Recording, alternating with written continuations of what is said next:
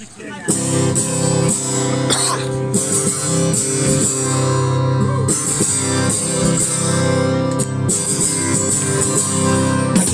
Schick und Wind gewohnt, warum nach immer fremde Land, wenn er einfach bloß in Urlaub geht, sondern auch die Sprache versteht. Das Mensch nicht bloß pädagogisch, sondern vieles, was historisch. Das erschließt sich uns oft nur, lernt man die Sprache und die Kultur. Immer neu und schnell, als nicht so schlau und provinziell. Ja, mancher schämt sich und verstellt sich, guck mal der redet ja pelzig, schließlich weil dieser Mann pelzig, weil er's kann.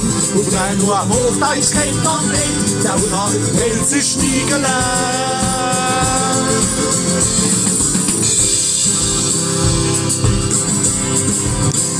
Wir kriegen gern und viel Besuch, ja unser Hals wird oft gebucht. Zum Essen, Trinken, Übernachten, der Wald und Dom sich zu betrachten. Wir gehen auch lauter zum Studieren und an der Wollstraße wollen probieren. Und man merkt dann, wer bestellt sich, Pelzer, wo ja am besten Pelz ist. Trotzdem gilt man bei uns schnell als nicht so schlau und provinziell.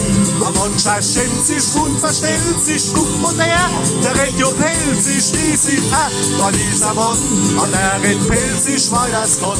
Und wer nur Hochdeutsch kennt, dann nicht, der hat pelzig nie gelernt.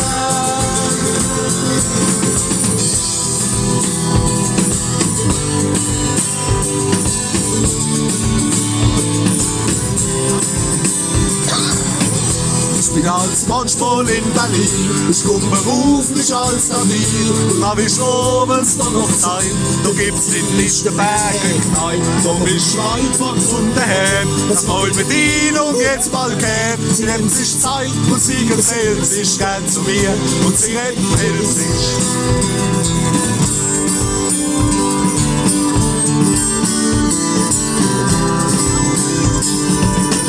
Sie nimmt sich Zeit und sie gesellt sich gern zu mir und sie entpellt sich grad ich und man bestellt sich bei ihr, was man will und meldet sich. Und wenn ich abends zu ihr käme, dann sagt sie, wär's als wieder heim. Keiner schämt sich und verstellt sich und alle Pilzer reden pelzig.